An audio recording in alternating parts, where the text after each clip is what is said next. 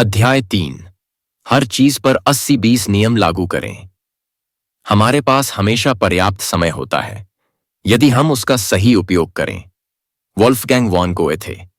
80-20 नियम समय और जीवन प्रबंधन की सभी अवधारणाओं में से सबसे उपयोगी है।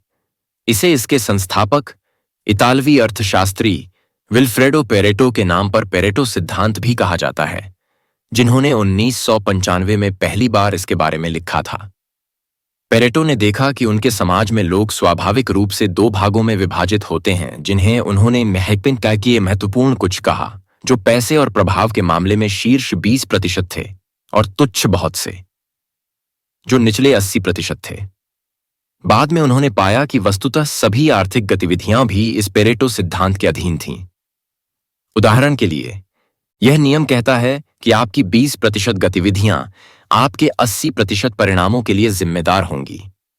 आपके 20% ग्राहक आपकी 80% बिक्री के लिए जिम्मेदार होंगे।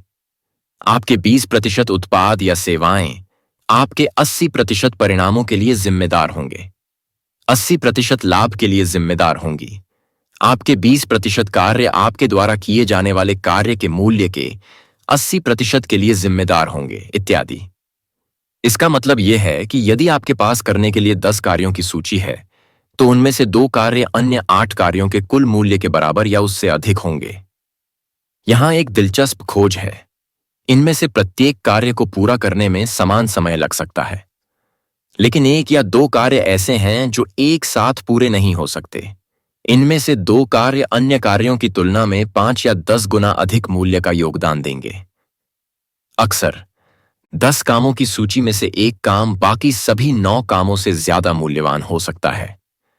यह काम हमेशा ही वह मेंढक होता है जिसे आपको सबसे पहले खाना चाहिए।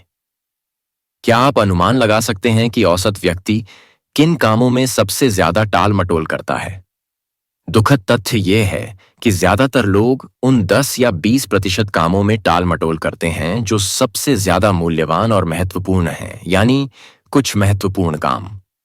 इसके बजाय वे सबसे कम महत्वपूर्ण 80% कामों में व्यस्त रहते हैं, यानी बहुत कम महत्व वाले काम जो नतीजों में बहुत कम योगदान देते हैं। आप अक्सर ऐसे लोगों को देखते हैं जो दिन भर व्यस्त रहते हैं, लेकिन वे बहुत कम काम कर पाते हैं। ऐसा लगभग हमेशा इसलिए होता है क्योंकि वे ऐसे काम करने में व्यस्त रहते हैं जो कम मूल्यवान होते हैं, जबकि वे 1 या 2 कामों को टालते रहते हैं जो उनकी कंपनियों और उनके करियर में वास्तविक अंतर ला सकते हैं।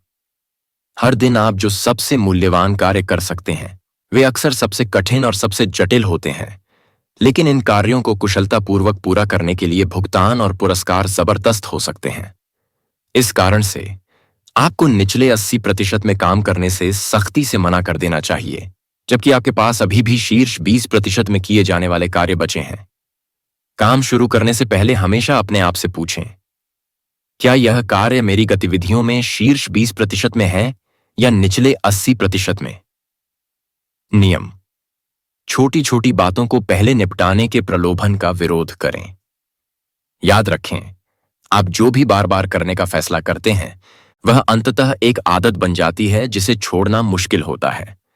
यदि आप अपने दिन की शुरुआत कम महत्व वाले कार्यों से करना चुनते हैं, तो आप जल्द ही हमेशा कम महत्व वाले कार्यों से शुरुआत करने और काम करने की आदत विकसित कर लेंगे। यह ऐसी आदत नहीं है जिसे आप विकसित करना या बनाए रखना चाहते हैं। किसी भी महत्वपूर्ण कार्य का सबसे कठिन हिस्सा उसे शुरू करना होता है। एक बार जब आप वास्तव में किसी मूल्यवान कार्य पर काम करना शुरू कर देते हैं, तो आप स्वाभाविक रूप से उसे जारी रखने के लिए प्रेरित होते हैं। आपके दिमाग का एक हिस्सा है जो महत्वपूर्ण कार्यों पर काम करने में व्यस्त रहना पसंद करता है, जो वास्तव में फर्क ला सकते हैं। आपका काम अपने दिमाग के इस हिस्से को लगातार पोषित करना है।